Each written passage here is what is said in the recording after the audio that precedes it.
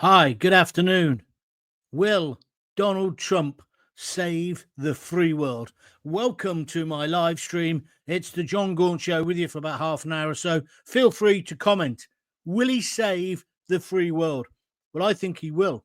I think he made a lot of mistakes last time, but I think he's learned how to drain the swamp. And do you know what?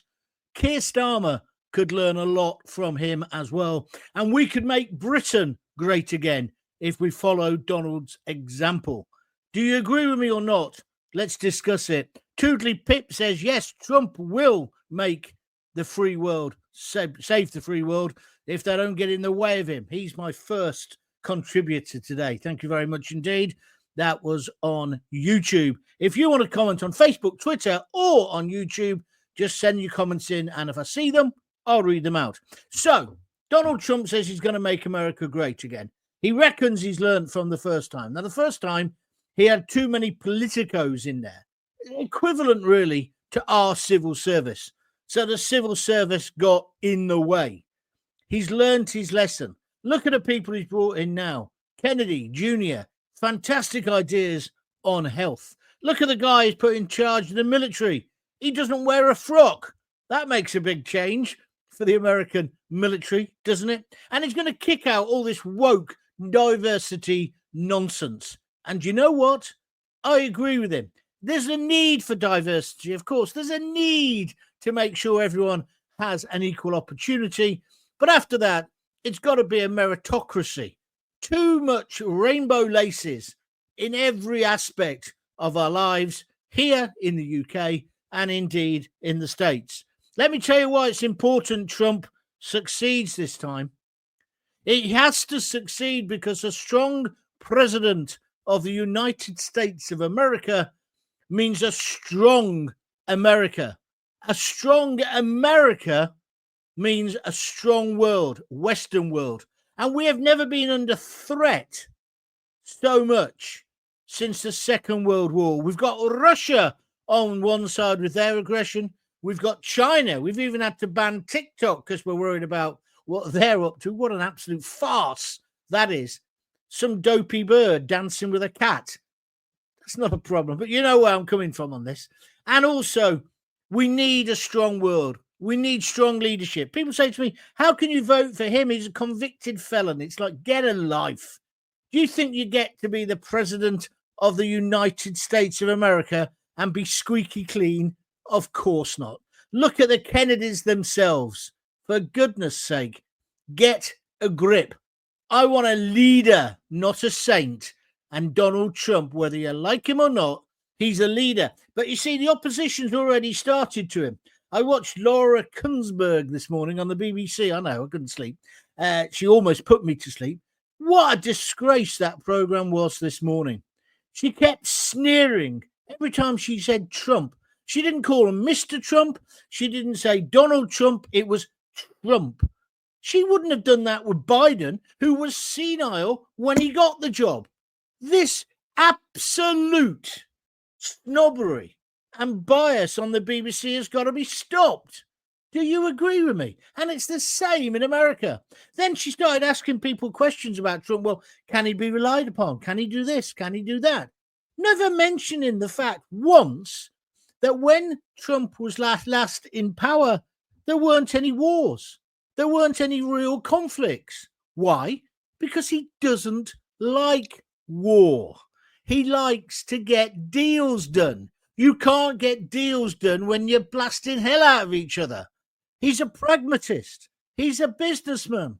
He's a multimillionaire. I know he was born with a whole canteen of silver spoons, cutlery in his mouth, but he's got the common touch. And I think he will make America great again. But the first thing you have to do to make any country, well, just to make it a country, is you have to have strong borders, which is why he says he's going to rebuild the wall. It's going to be a beautiful wall. Everyone objected to that before. And do you remember when there was all that controversy about him deporting people? Then it came out that Barack Obama had deported more people than Trump had. There's just this whole lefty woke propaganda against Trump. That's what it is. But what do they want? What's their alternative? They had Biden, who they're now admitting was senile, even before we all realized, although I think I realized from day one, and they were going to replace him with Kamala Harris, the laughing hyena, the cackling hyena. Have you seen the way she's reacted since she lost? We're now seeing her real side. God, we swerved a big one there. Imagine if she had got elected, but we don't have to, because Donald Trump got elected by a massive, massive majority, whichever way you look at it. He's what the American people want. So, Laura, on the BBC, try and be balanced, try and be informed, try and educate, entertain even, right? And inform people rather than pushing your lefty agenda. And who would you have instead? And Donald Trump this time's done a clever thing. He's kind of brought together a government or a cabinet of all the talents. Kennedy in charge of reforming the food industry, which is disgusting in that country. And Big Pharma with PH. Yeah, he wants to change things. He wants to go to get rid of ultra-processed foods. He wants to stop the idea of using rapeseed as well, but to stop using that horrible stuff which they crush out of corn oil, as an artificial sweetener in things like Coca-Cola. I applaud him. They want the military to be tough, and they want their borders to be secure. Trump is saying he's going to sign 100 presidential edicts on day one. And one of those is he's going to start booting out people who shouldn't be in America. And that's a massive task. We think we've got problems here. Go to New Mexico and Arizona. I went there when I went across Route 66. It's a massive problem. It's a massive problem. But he's going to do it. He's going to do it. Mind you, we can't even stop them coming across the channel. And they're in they're not top hotels, but 4-star hotels all over Britain. How can we afford this? And how can we afford it from a security point of view, Mr. Starmer, not vetting these people? It's not as if none of them have created any crime. I'm certainly not saying every migrant is a criminal, but my goodness, we don't know who we're letting in. Let's take some views from you, please. Gwen Ford says, spot on, Gaunty, and that's on Twitter. Thank you. Bess Black says, hi, John. Hi. He who has not sinned, we all make errors. Well, I was talking about Trump. You're right. That's kind of where I am. He'll definitely not free the world. Only Jesus Christ can do that. Yeah, all right, Mary. I know it's Sunday. If that's your religious belief, that's fine. But we're talking about reality here, love. We're talking about the real world, which isn't pleasant. Although Jesus Christ would probably have a real problem trying to stop the worldwide refugee, economic migrant, asylum seekers, whatever you want to call them, problem. But Donald says you need strong borders. And he's going to back that up with strong laws. He's also telling any new arrivals in America, if you kill a police officer or a member of the United States Armed Forces, you're going to swing. You're going to go to Old Sparky. You're not going to just get deported. You're going to get killed. He's right. He's right. Whereas what do? We put them in prison like Sarah Sharif's dad for 44 years. What's the point of that? Don't forget, it's the John Gaunt Show. If you wish to comment, feel free. You can do it on YouTube, Facebook, or Twitter. Tell all your mates that I'm here. You can also watch this on a replay. I also turn it into a podcast, so if you're out walking the dog, you can listen again.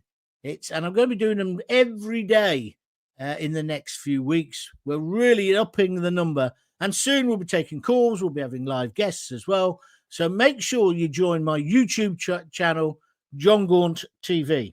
So you need strong borders. You need to deport criminals, and they are criminals. I don't care if they're fleeing persecution. If they've got in the back door or across the channel, they're criminals. And if they've destroyed their paperwork, they're definitely criminals, and we need to deal with them quite harshly. Quite harshly. Do you not agree with me? And surely, if you're going to be a strong leader, you have to have strong punishments for a whole range of crimes. We need less understanding and more condemning from our leaders. Whereas what have we got? Let's compare and contrast again. What have we got?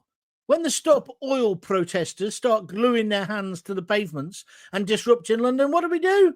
Our coppers with their rainbow laces, they go skateboarding next to the pink boat that is holding up commerce in our great capital city. No.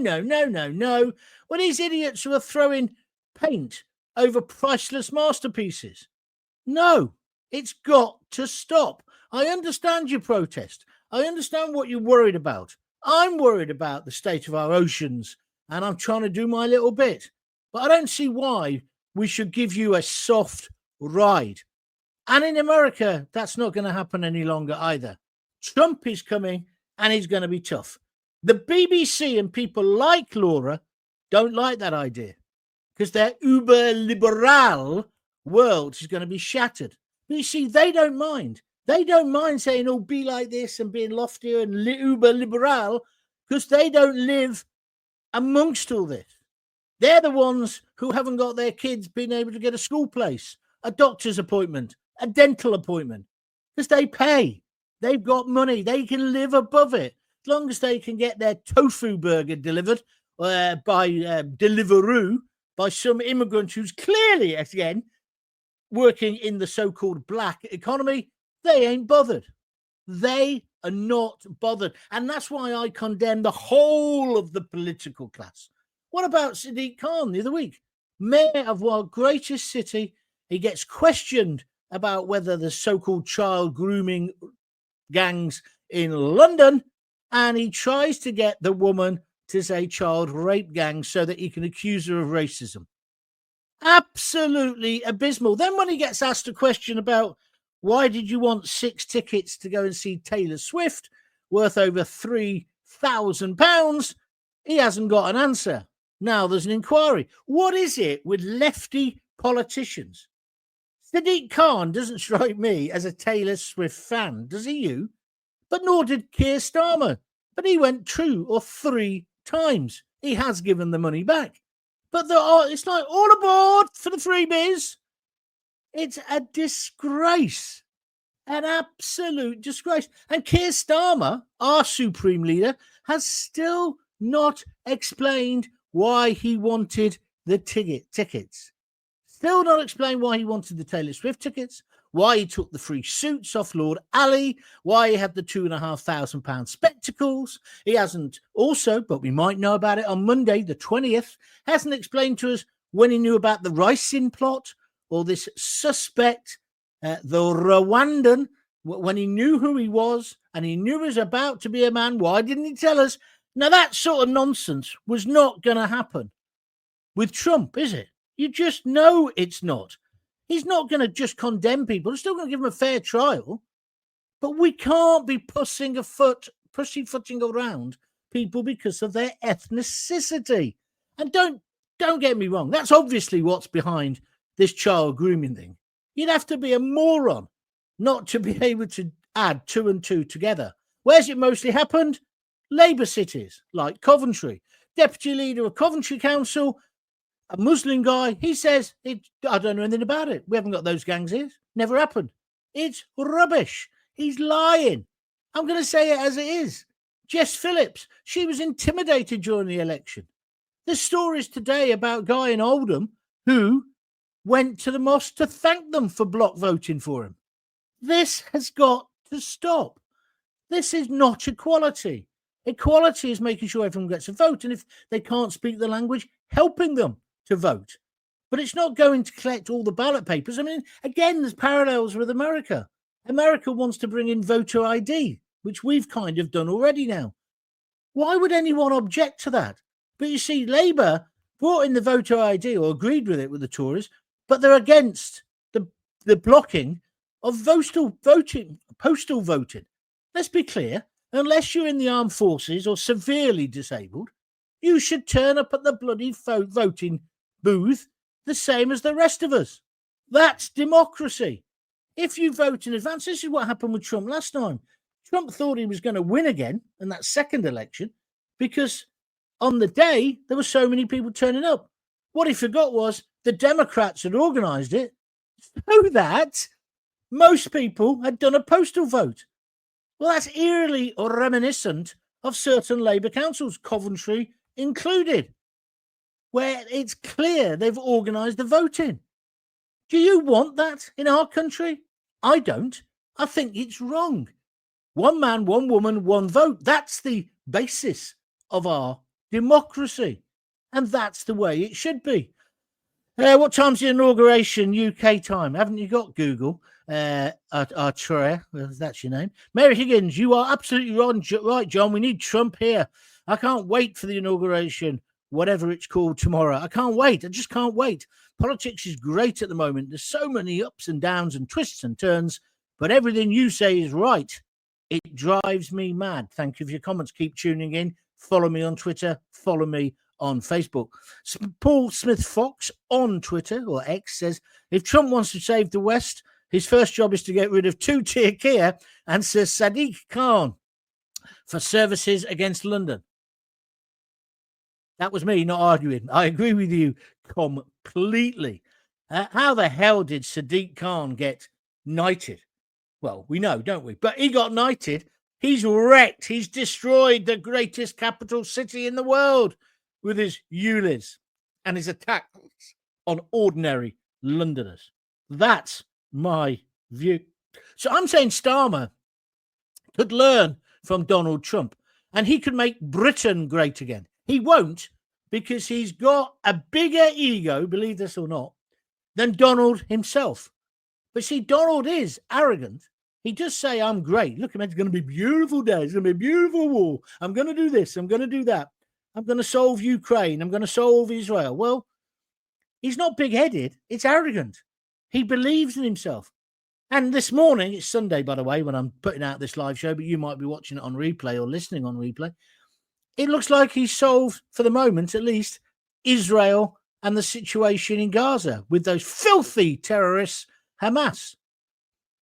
Today, Laura Kunsberg said, yes, it looks like there's peace just towards the end of the program. She might have been under pressure. I'll give her a bit of latitude. She said, between Israel and Gaza.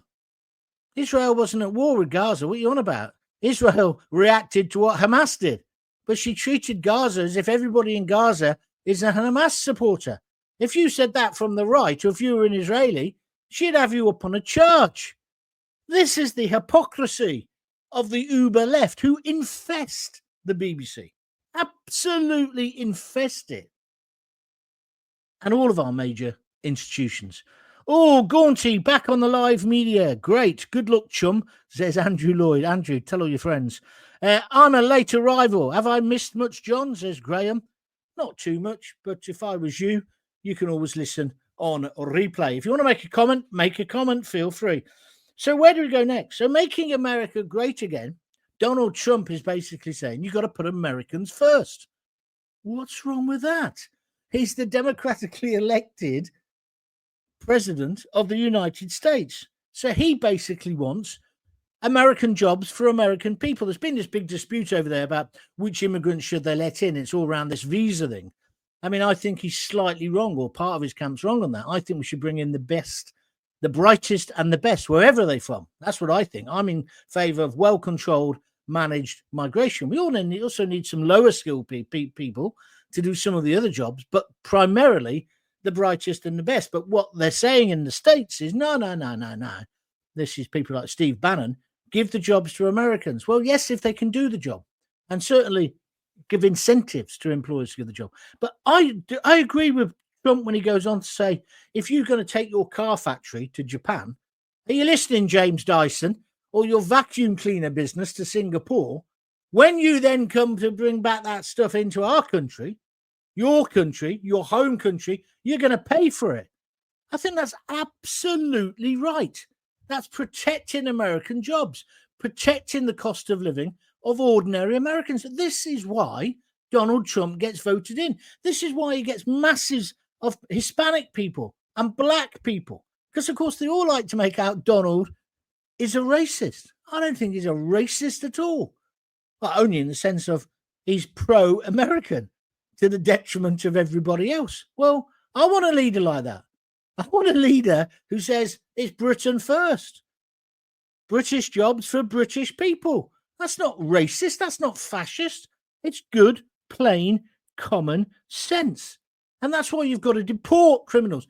Pakistan, do you know they get one of the biggest amounts of overseas aid from us? Yeah, Pakistan, right? Why can't they take back the paedophiles who have committed the crimes here, who have committed the crimes and done the sentence? There's still people who abused young girls in Rotherham and Rochdale and other northern towns still living in the same street they were living in when they committed the offence. Wrong. Deport them. And all this nonsense about, oh, we can't deport them to Jamaica. He's bisexual all of a sudden, right? He's bisexual. They're swinging the lead. Deport them. But especially to Pakistan, any country that we give masses, millions of pounds to, if they don't want to play by our rules, bang, cut the foreign aid. It's dead simple. And that's exactly what Donald Trump would do. Exactly. And then, of course, let's move on to the next thing. It's the economy, stupid. What do most Americans want to do? When I first used to go to America, it was so cheap. Excuse me. You go into their supermarkets, dirt cheap. It's so expensive now. And Americans are getting fed up of that. The cost of living. It's like us. This lousy Labour government, sorry, I forgot their full title, they've cut the winter fuel allowance, right? They've attacked farmers, and I'm glad to see Morrison's and M&S and other big supermarkets now backing the farmers, but they've cut our farmers whilst they're giving loads of foreign aid to farmers in some godforsaken country. How does that add up? Answer, it doesn't add up. And the British people are fed up of being the piggy bank for the world. Just like I'm fed up of our National Health Service, clue is in the title, national, being the World Health Service. We can't afford to give medical care left, right and centre. No. Until you've paid in, you shouldn't be able to pull out. Unless, of course, you're a British citizen and your mum and dad have paid their taxes. Why should you be able to just land in our country and get everything done? Answer, you shouldn't. When my dad lay in a corridor near Heathrow Airport where he collapsed, right? And he banged his head and he went into a coma. They couldn't find him a bed for 3 days. But then I got told there were people there because it was so close to Heathrow, coming in from Africa, from war-torn countries, with like a week or 2 week old gun injuries. And because they collapsed as they got off the plane, they got treated before my old man. Now, my old man was not a liberal by any stretch of the imagination. There's a surprise. But he's not saying I want more treatment. He should have got his treatment before them. But no, it's not the way it works. It's not the way it works. And that's got to change. British people first. It's not racist to want that. The same with America. So you've got to get the economy right so people have got more money in their pocket. That's obvious. Smaller taxation and therefore smaller state. But what's Keir Starmer done? Oh, I'm going to take a penny, was it a 10p? I can't remember what it was now, off a pint. But I don't know about you lads. I was in the boozer last night. Had a couple of early doors after the football. Listen, the beer's more expensive. It's not because the landlord's, profiteering. He's having to pay extra NI. He's having to pay everything, more money out. So with one hand he giveth, well, no, it wasn't he, was it? It's Rachel Thieves. She giveth, and with the other hand she taketh away, but she taketh away more. Do you see what I'm saying? And how can it's just impossible? You go shopping now, even in this country, the price of things are through the roof. Everything's gone up in price. And then you've got the supermarkets doing this con trick. I mean, good if you can take advantage of it.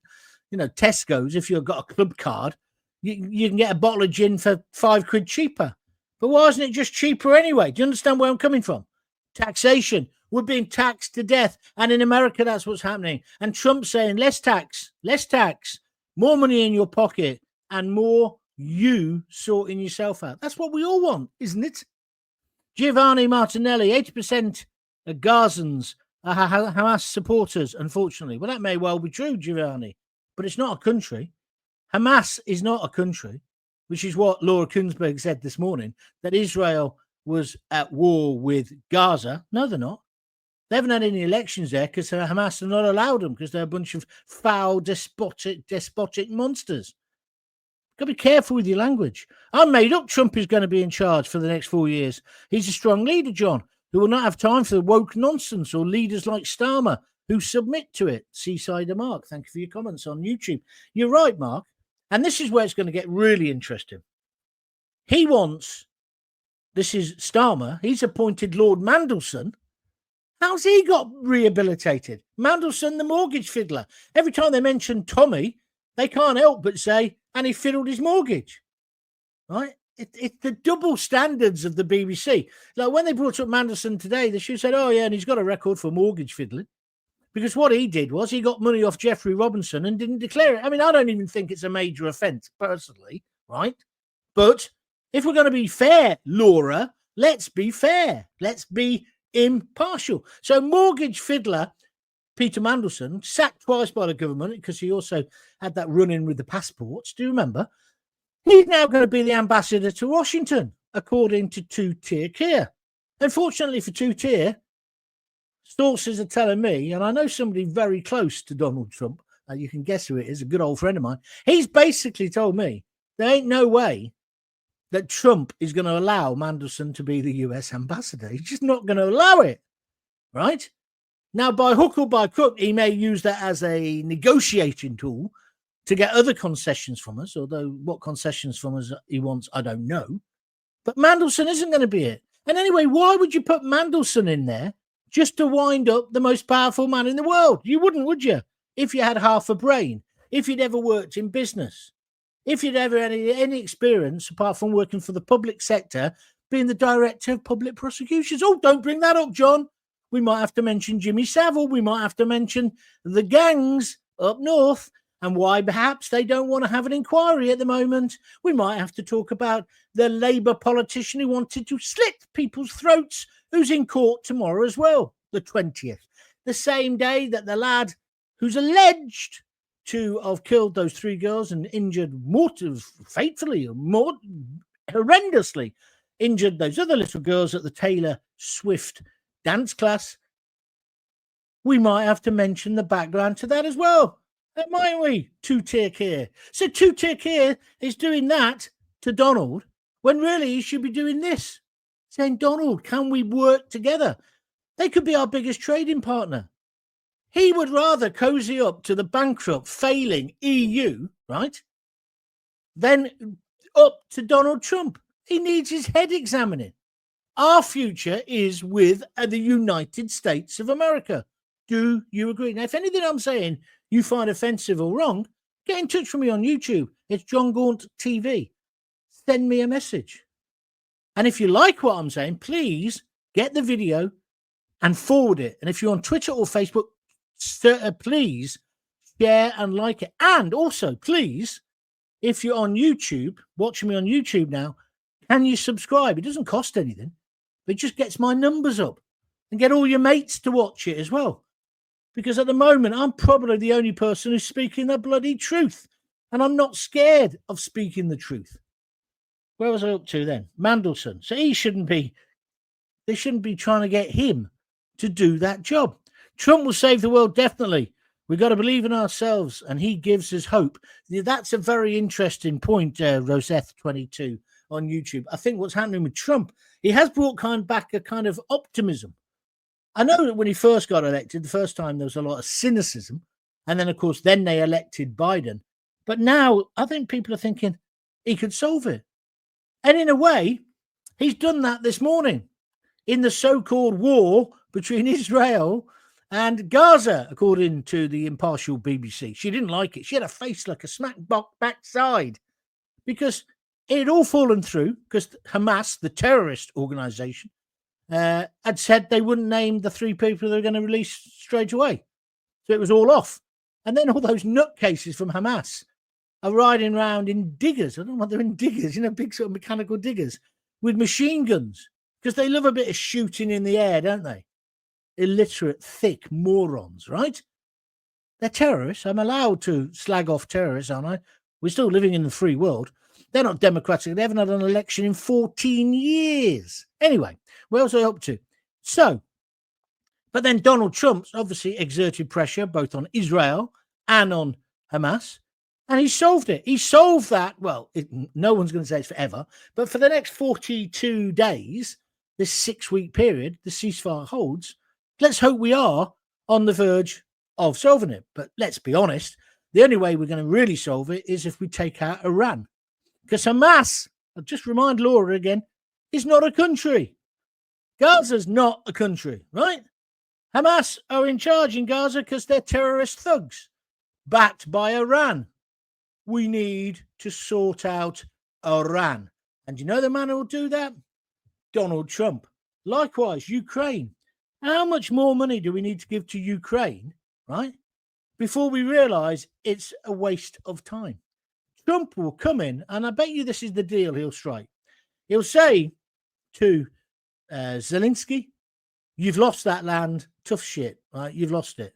Let's draw a line there, right? I'm going to keep backing you, and I'll help your economy, but I'm not giving you any more weapons. Then he goes across and speaks to Putin and says to Putin, behave yourself now. You've done enough. We don't want conflict with you. Back off. You can keep what you've got. However, Mr. Putin, they're joining NATO.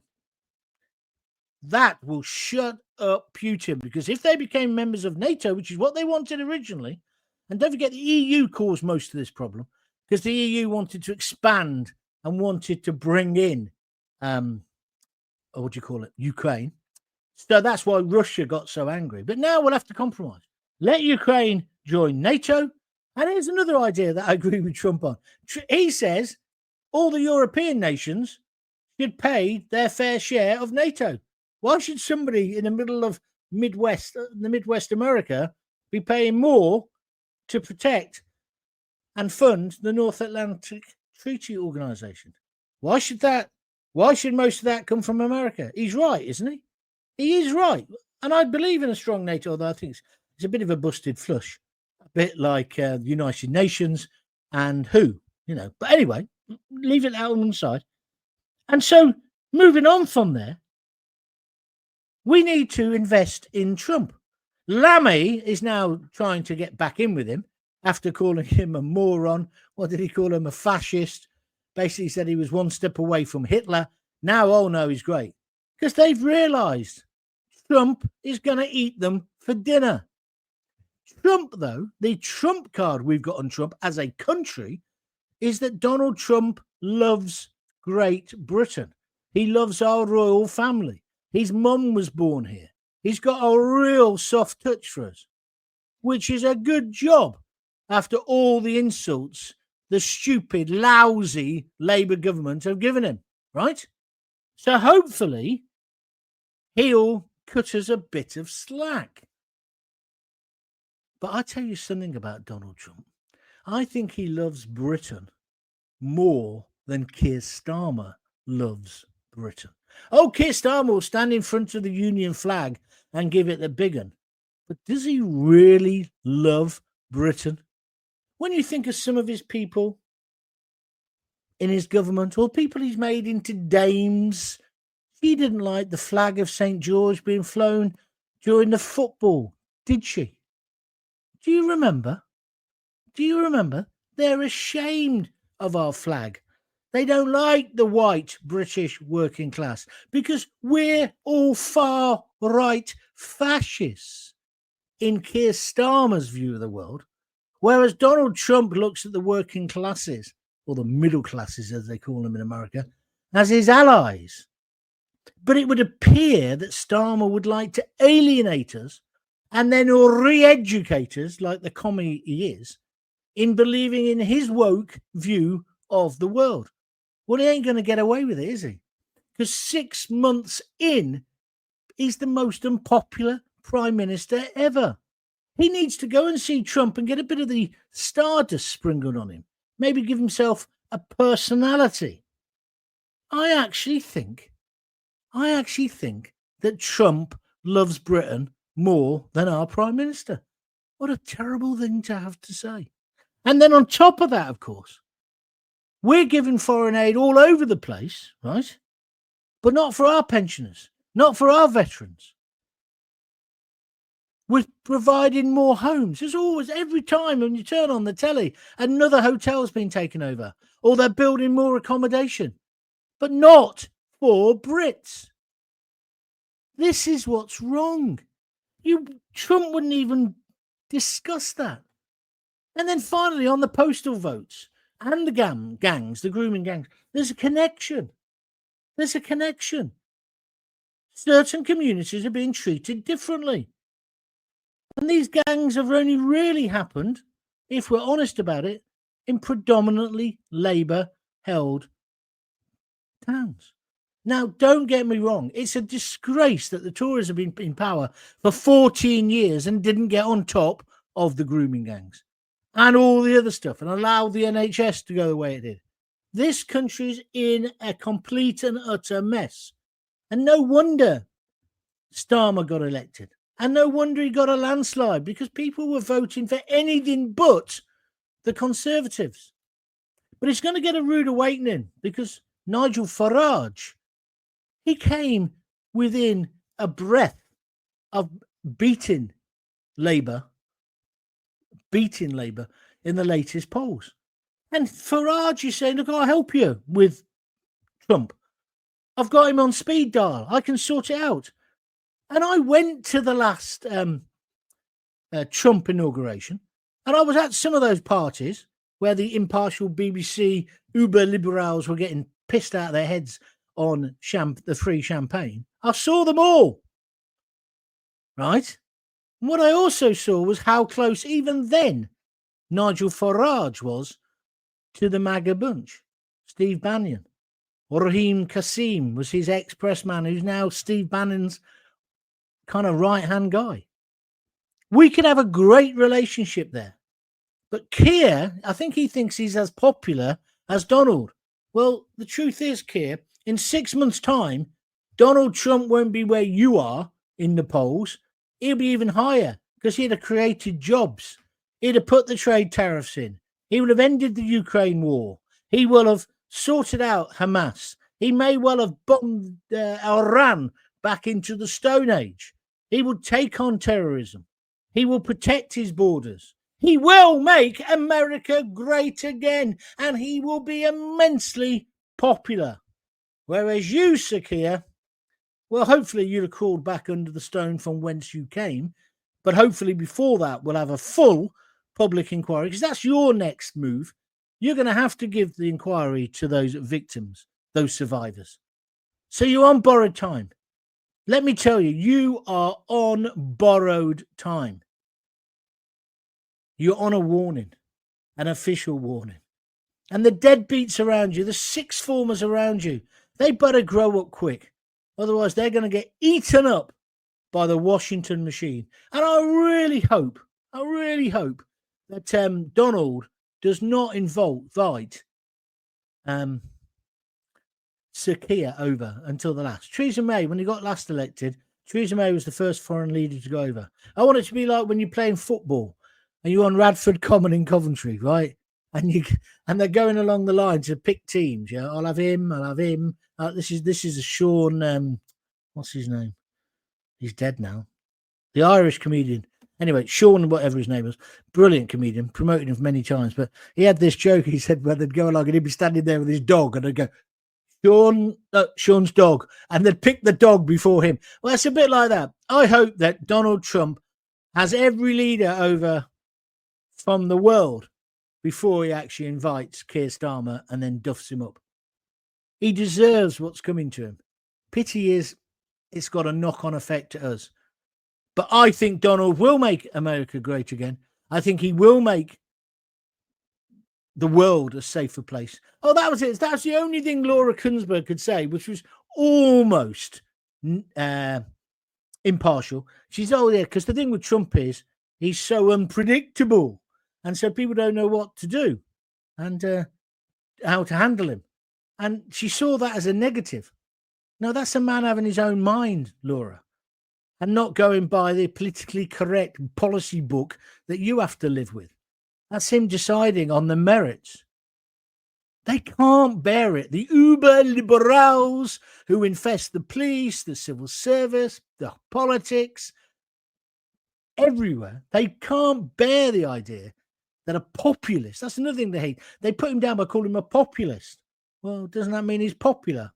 Since when being popular has that been a problem? That's the same thing as well. Since when being, on the right? When did being right become wrong? It's a topsy-turvy world, my masters. Anyway, I'm going to stop there because I'm off out. So I hope you enjoyed it. Check me out on YouTube, John Gaunt TV, and check me out on Twitter and on Facebook. Don't forget it's John, Jongaunt.